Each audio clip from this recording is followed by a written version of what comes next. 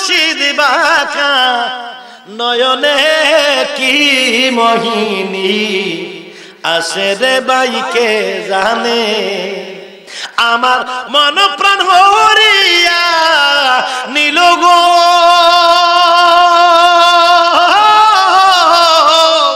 মন প্রাণ হরিয়া নীল না জানি কোন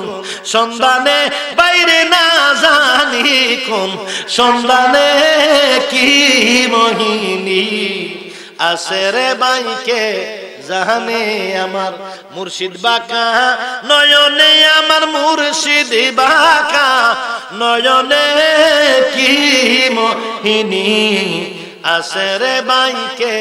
জানে আমার রাসূল দাওয়াত কবুল করলেন দাওয়াত কবুল করার পরে জাবের রাদিয়াল্লাহু তাআলা বাড়ির মধ্যে ফিরলেন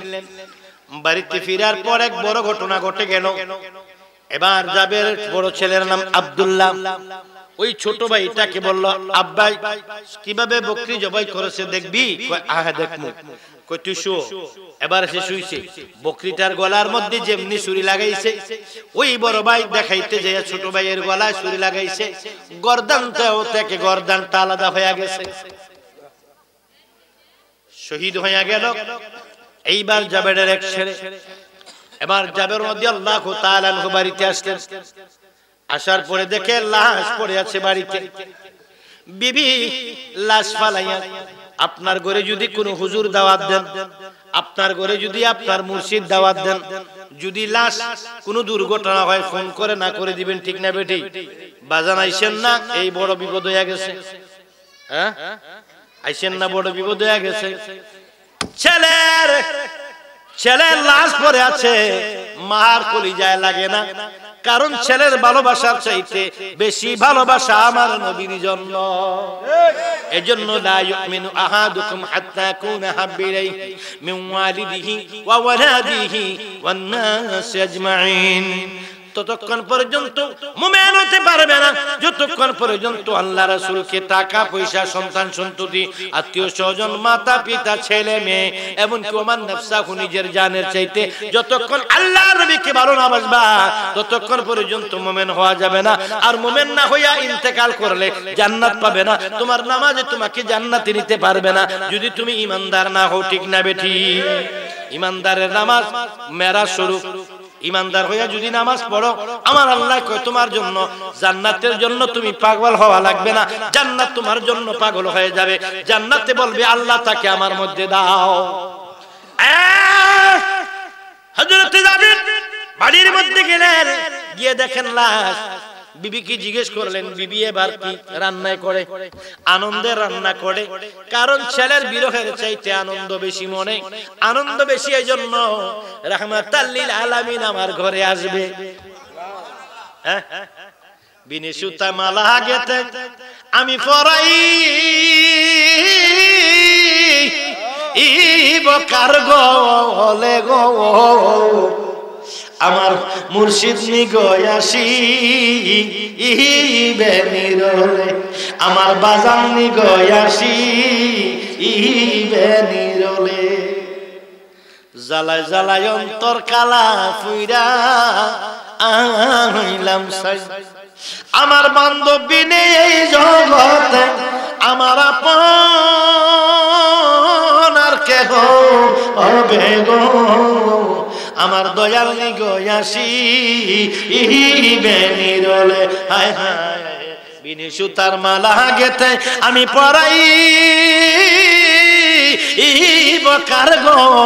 ওলে গো আমার মুর্শিদ নিগো আসি বেনিরলে আমার বাজান নিগয়াসি বেনিরলে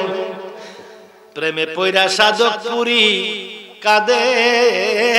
দিবে রাত্র দিনে হায় হায় প্রেমে পয়রা সাধক পুরি কান্দে রাত্র দিনে এই জ্বালা জুড়াইবে কেমনে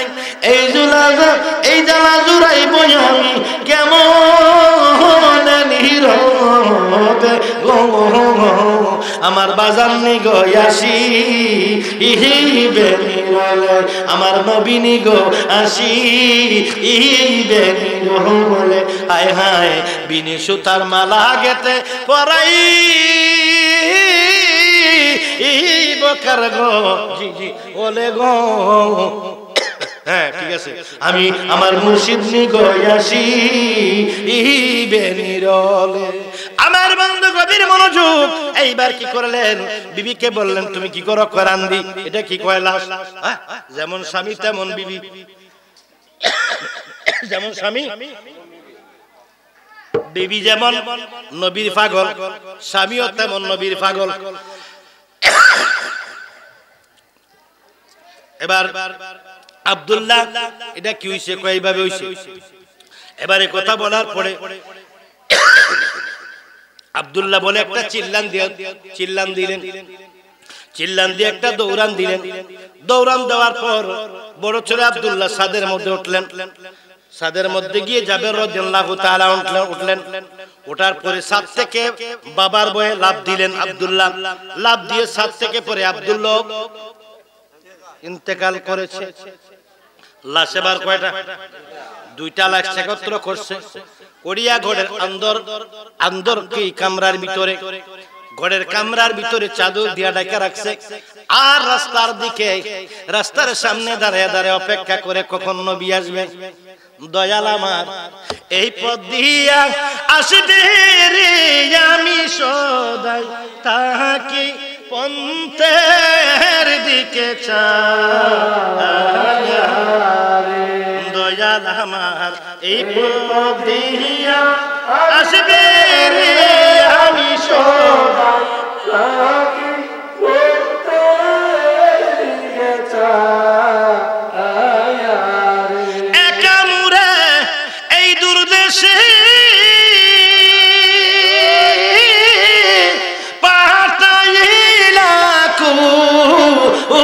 শাহ ও শেরে বান্ধব একা মুরে এই দুর্দেশে পাঠাইলা কোন শাহ ও শেরে তুমি রইলা বুকে পাশান দিয়া হাইরে তুমি রইলা বুকে পাশান দিয়া আমি সদাই তাকে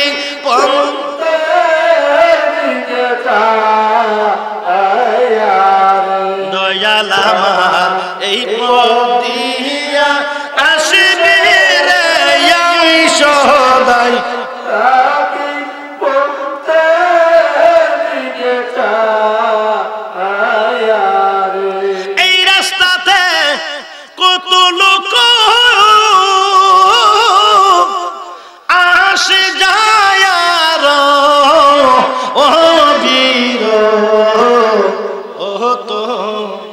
আমি জিজ্ঞাসা করি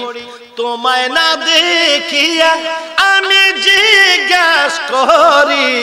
তোমায় না দেখিয়া আমি সদাই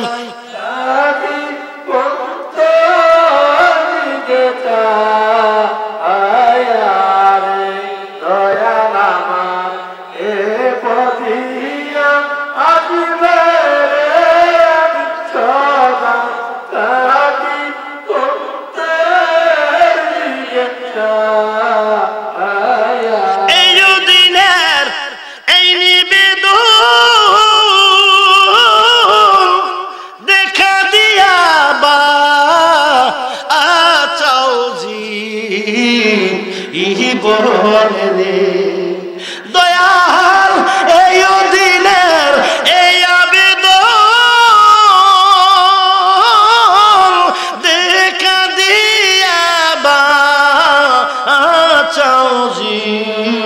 জীবন রে আমি মরি যেন চরণ যুগল পাইয়া আমি মরি যেন চরণ যুগল পাইয়া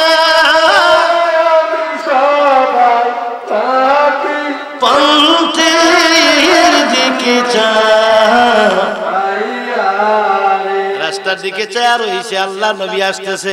সুবহানাল্লাহ দাওয়াত দিছে 10 জন আমার নবী কয় সব আমার লগে সুবহানাল্লাহ না কারে ফালে খাইবো আমার নবী উনি না রাহমাতুল লিল আলামিন 10 জন আইবার বাকি সাহাবীরা ফালায়া কেমনে খাইবো আমার নবী কয় সবাই আসো আমার সাথে জাবের বাড়ি দাওয়াত যাবে কয় দাওয়াত দিলাম 10 জন এদিকে কি করছে নবী তো দুনিয়ার মানুষ লইছে হারারে খাওয়ান তুমি কইতে আয় ঢুকেন আপনার নবী কয় ঢুকা পড়ে ঢুকছে ঢুকার পরে আল্লাহ নবীর সামনে খাওয়ান এনে দিলেন দেওয়ার পরে নবী দুইটা বোঝা দেখাইলেন কয়টা আল্লাহ নবী এবার ঘরের ভিতরে ঢুকলেন ঢুকার পরে খাবার দেওয়ার পরে আমার নবী ডাক দিয়া কয় যাবে তুমি কি মনে করছো আমি কিছু জানি না তোমার ছেলে দুইটাকে নিয়ে আসো তোমার ছেলে দুইটাকে নিয়ে আসো তোমার ছেলেদেরকে না রেখে আমি না খেয়ে খাওয়াইয়া আমি খাবার খাবো না জোরে বলুন সুবহানাল্লাহ আল্লাহর নবী এবার ডাক দিয়ে কয় তোমার ছেলে দুইটাকে আমার সামনে নিয়ে আসো জাবের তোমাকে পেরেশান দেখা যায় কেন তোমাকে হতাশ দেখা যায় কেন কিছু বলে না বললে যদি নবী খানা না খায় মনে মনে কোন নবী খাইয়া চললে পরে বুঝবো এবার রাসূল রাহমাতুল লিল আলামিন ডাক ডাক জাবের তুমি কি মনে করছো আমি কিছু জানি না জাবের রে তোমার ঘরে দুইটা মরা সন্তান দেখে আমি নবী খানা খাবো না ওদেরকে আমার সামনে লাশগুলো নিয়ে আসো এবার লাশ দুইটা নিয়ে আসলেন লাশ দুইটা নিয়ে আসার পরে আল্লাহর নবী কামনেওয়ালা রাহমাতুল লিল আলামিন এবার জাবেরের ছেলের মধ্যে জাবেরের গলা কাটা ছেলের গলার সঙ্গে দেহটা লাগাইলেন লাগাইয়া রাসূল পাক সাল্লাল্লাহু আলাইহি সাল্লাম থুতু মুবারক দিয়া ফু দিলেন ফু দেওয়ার সঙ্গে সঙ্গে জিন্দা হয়ে গেছে